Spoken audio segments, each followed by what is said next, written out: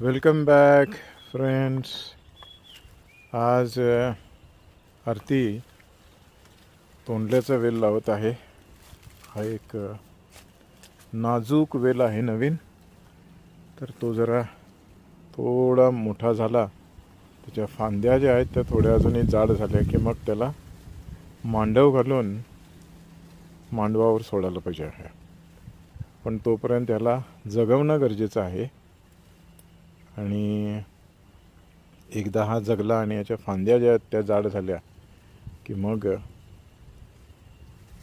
त्याला एक मांडव घालून त्या मांडवावरती सोडता येतं.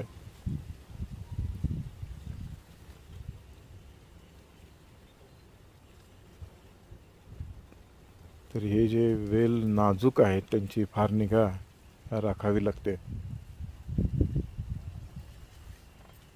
पण एकदा का हे जगले मग नंतर काहीच प्रॉब्लेम नाही, मग कायमचं झालं.